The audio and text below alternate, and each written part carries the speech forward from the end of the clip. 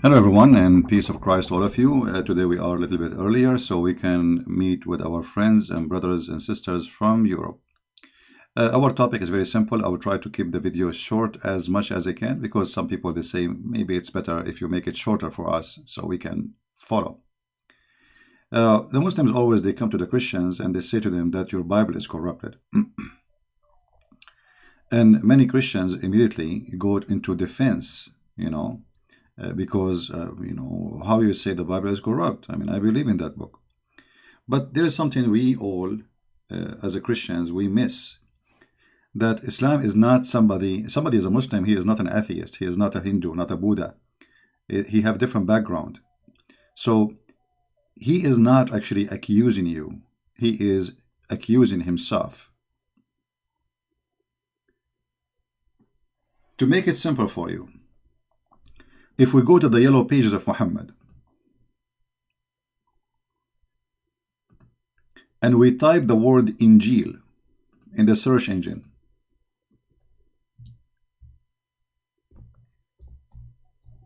Injil, you will find the word appear many times in the Quran, claiming that Allah is the one who sent the Injil. You see, the Muslims, they translate the word as Torah, but they translate the word as gospel, which is false translation, by the way. Because you cannot change the name if it is coming as Injil. Why you use the word gospel? And having that word there is a big problem for the Muhammadan. However, starting with the point of accusation that the Bible is corrupted, that is something against Islam, not against me. Because as long as the Muslims agree that this book is sent by Allah, the question is, how stupid Allah to the point anyone can corrupt his book?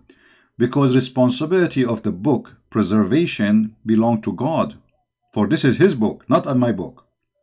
You see, when I say the Injil is my book, this is not accurate, because this is the book of God. So the one who should preserve the book is the author of the book.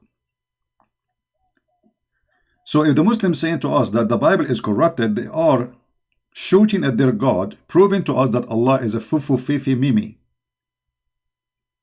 Anyone can spank him, change his book.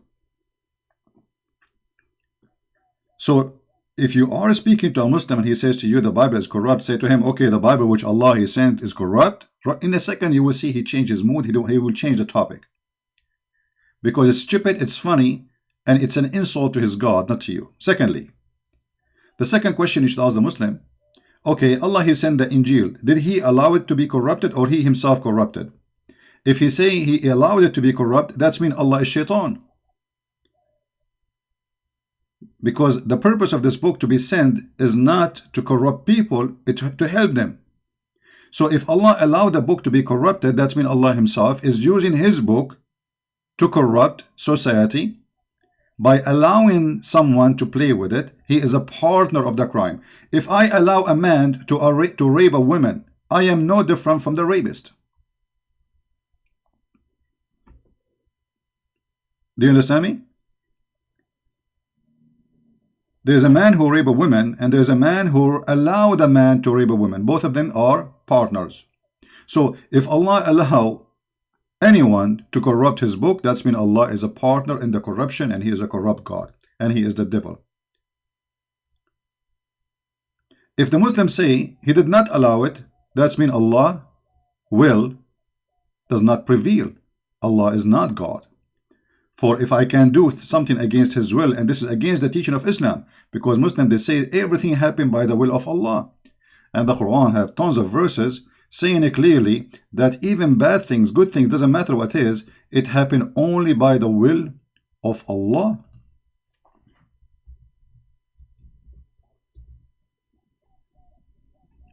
All those verses confirming to us that Allah is behind it. Chapter 64, verse number 11 says that no disaster, no bad things happen to you except by the will of Allah. i.e., the decision of qadr, which means the divine determine. So Allah is the one who prepared. So before Allah he sent the Injil, he prepared a plan to corrupt the Injil. How stupid that is. Are we listening? So listen to this. Before Allah he sent the Isa, and before he gave him the book, he decided that he will send the Isa and he will corrupt his book. Who is the one who decided that? Allah. Do you see it? So when we say Islam officially is a stupid low IQ cult, we mean it. Nothing bad happened except by the will of Allah. Is corrupting the book, the Bible is bad or good? I mean, if this is good, what is bad then? You know what I mean? So it's very easy to defeat this stupid cult. It just use their own animation against them. Don't yours. Don't waste yours. You know, the Bible says clearly, you don't throw the jewels under the feet of those who don't respect it. And the purpose of this accusation is just to insult the Bible, because their prophet is not there, except he is the false prophet. Secondly, how in the word Allah he used the word Injil? You know, the Muslims, one of the funny things about Muhammadan, they are like people who repeat the same word, but they don't know what the word means. They keep saying to us that Jesus was sent to Israel. Jesus was sent to Israel. Well, Jesus was sent to Israel. Okay, we agree. Jesus came to his people, but he came for the whole world too. However, if he came to Israel, how his book in the Quran, his name is Injil? I mean, his people are Hebrew. They speak Hebrew. The name of the book is Greek. So imagine I am an Arab, and I am writing a book for the Arab, and my book in Japanese.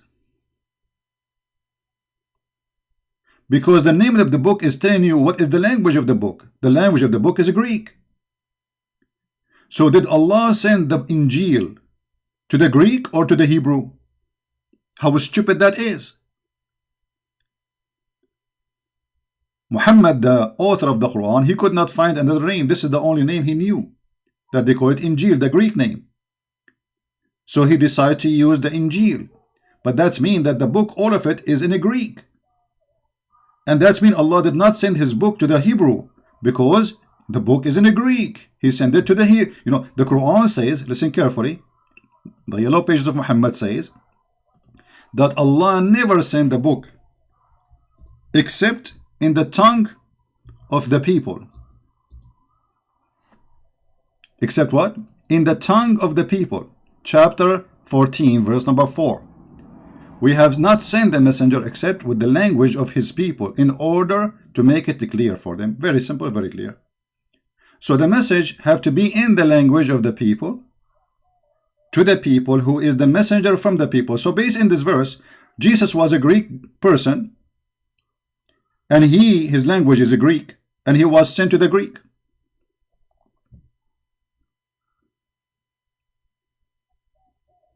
Is the message clear, guys? Based on this, Allah, he called the book Injil. He called it what? Injil. Who is the one who called it Injil? Allah. This is not a translation. This is the original name in the Quran. It says here, نزل عليك الكتاب بالحق مصدقا لما بين يديه. And here we have other problem, confirming what is between his hands. How the book is corrupted, you idiot, and yet it says in the Quran, confirming what is between his hands. And look in the Muslim translation, they say, try to fabricate, they say, confirming what came before it. It doesn't say that in Arabic. It doesn't say that, CP. It says confirming what is between his hand. So every single verse in the Quran is stupid to the point will make you dizzy if you are a Muslim, will make you laugh if you are a Christian, will make you love cows if you are a Hindu. Because the cows have way more intellect and intelligence from the one who wrote the Quran. And look at the corruption, confirming what was revealed before it. Where it says that? Where it says that? You know what? I'm going to use a trick just to show you how we can get them busted. I'm going to open this page in Google browser, and I will translate the page in the front of your eyes, so you will see both sides, the original the Muslim translation and Google translation, and you will see that the stupid Google translation will get them busted. Let us do it. Translate to English. Be my witness. Chapter number 3. The book brought to the truth to you. Believe what was in his hand.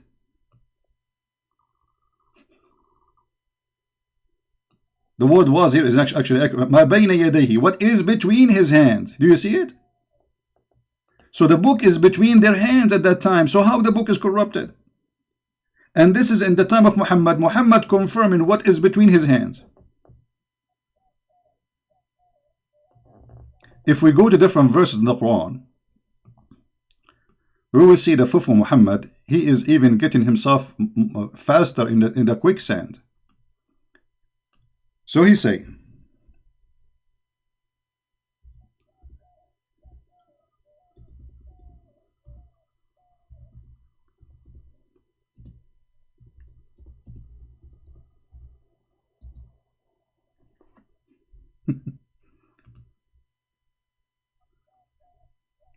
look at this disaster. I mean, how clear we can make it more than this? Muhammad came and he is confirming what they possess. Do you see it? Even this is the Muslim translation, which is obviously always is a lie. But even with their lies, we got them busted. Confirming that which they possess. Chapter 2, verse 101. Amazing. It's 101. And I want to say one more final point, because we said we will make the video shorter. If we go in the hadith, we will find Muhammad taking oath in the Torah, proving to us again that Muhammad is a fraud.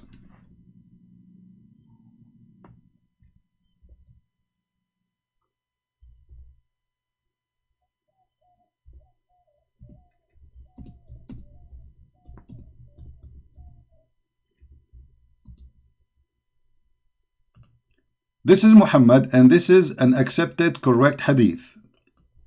A group of the Jews, they came to Muhammad asking him about the punishment for fornication. To make the story short, you can read the hadith on your own. It says, he told them, okay, bring the Torah. Muhammad said, the Messenger of Allah, he sat on in a cushion, and he said to them, bring the Torah. And it was then brought. Then he would draw the cushion from beneath him, and he placed the Torah on it, saying, look at this, he's shown respect to the Torah. I believed in thee, and the one who sent revealed thee. Look at this. So how the Torah is corrupted and Muhammad taken oath in it?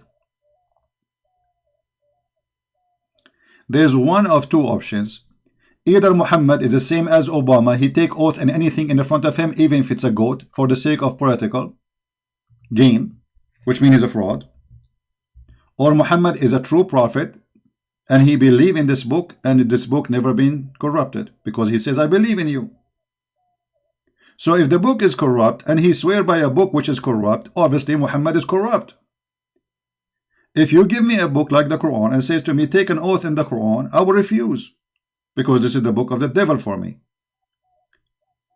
If I accept to take an oath by that book, it's mean I am a devilish, the same as the book I believe in. So if this book is corrupt, obviously it's the book of the devil. It's not the book of God no more. For the devil played with it. So if Muhammad, he's taken oath by it, and not only that, saying, I believe in thee and the one who sent thee. And he placed his hand over the whole book, not only a verse. You see, he said, bring the Torah for me. The whole Torah. And remember, at that time, the Torah, it's not like pages like now. It's like a scroll. So you have, it's like a roll. So they bring the roll for him. They put it in front of him. And Muhammad, he placed his hand and he says, I believe in thee. What more we want or we need to get Muhammad busted?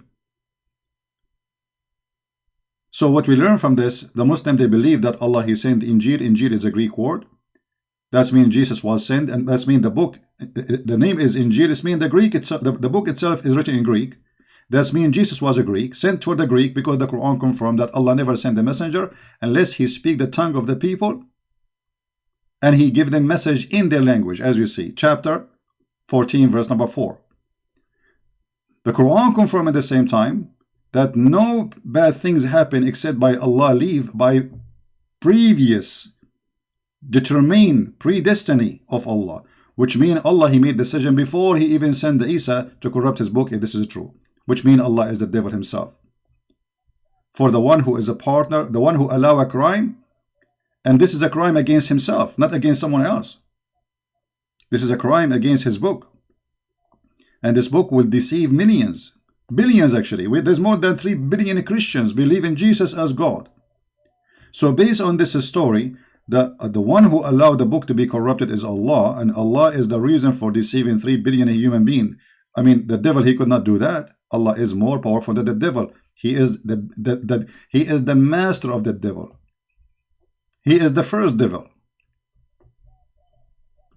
In the top of that, the Quran saying clearly in many verses that Allah, he confirmed, Muhammad, he confirmed what is the Christian they possess, but this is contradiction for all what Muslims claim. And Muhammad, he take an oath in it. All those things lead us to one conclusion, that the one who wrote the Quran is an idiot. He changed his words, depend in the situation. So when he is trying to get close to the Jews, he respect the Torah, he gives the Torah, he bow down to the Torah. When he that's it, he do not need the Jews, he want to kill the Torah, he want to kill the Christians, he want to kill the Jews, he do not need them no more.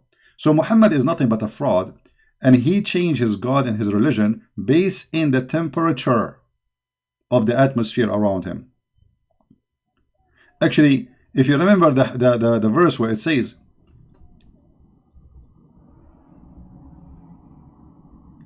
that Allah said, chapter 2, verse 106, nothing of our revelation we abrogate or cause to be forgotten, but we bring something better or similar. That's a very stupid statement. I mean, you abrogate it and you make them forget it to bring something similar. That's stupid. But the reason for this verse, if you read the interpretation, you will see that the Arab, they were laughing at Muhammad. They were saying that this man, he enjoy his followers an order in the morning, and he changed his order afternoon.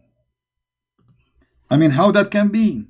How fast God, he changed his teaching. You see, we are not talking about a prophet, he came after another prophet, like 10 centuries after. We are talking about a guy, he say in the morning, this is halal. Afternoon, he says, no, don't do it, it's not halal. And the Arab, they were laughing at him. And why Muhammad is doing that? I'm trying to open the website, but it's taking time. This is the corrupt King of Jordan website, never work, as usual. You know, this guy, his book never, his website never work.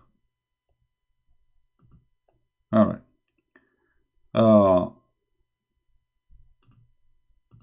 Let us try to show you.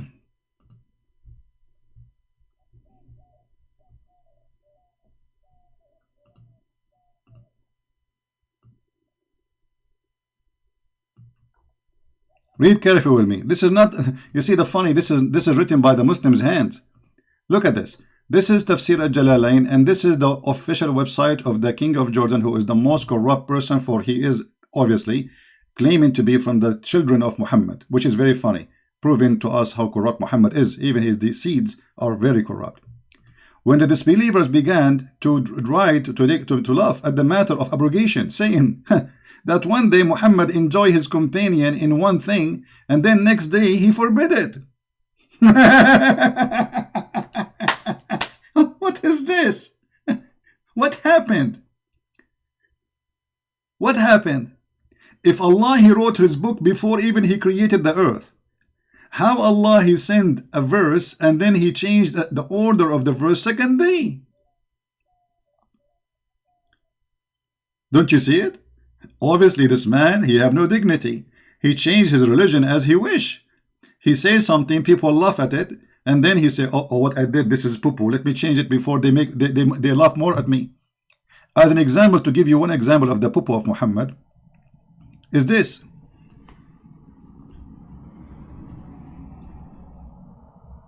No, we type in English. Hold on.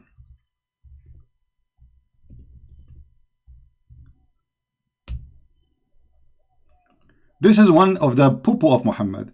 Oh, believer, in the law of equality and punishment. Okay, Muhammad now making a very serious law. This is about the blood. This is execution. This is death. In the case of punishment, free for the free. Okay. Slave for the slave.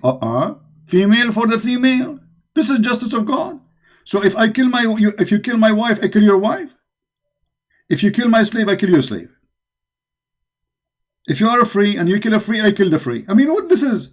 Muhammad, right away after he made this verse, people, they start laughing at him. The Jews, they start saying to him, this is not the law of eye for eye, you idiot. Eye for an eye is not like that.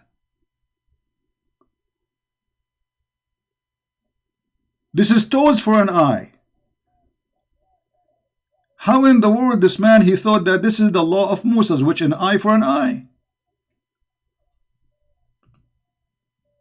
So right away Muhammad, he abrogated this verse because they start laughing at him. And this is a very serious law. I mean, this is about the punishment of crimes. How you change it overday?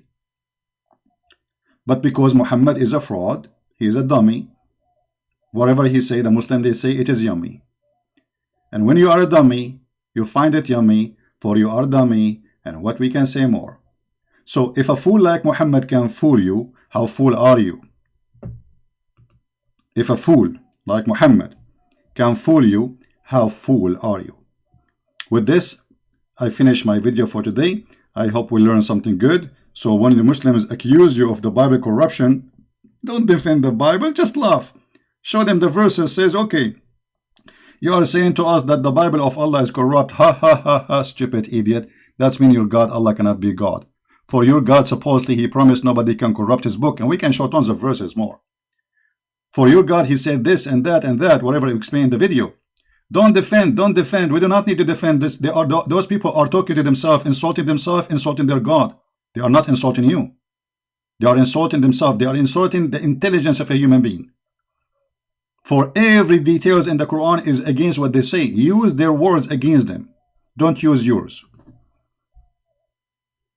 And this is how we spank Muhammad every day. Hard. And then we don't even give him Vaseline to make it heal. So he can suffer, stay red for centuries. Thank you very much for being here. May the Lord bless you. And we see you soon again. Bye-bye.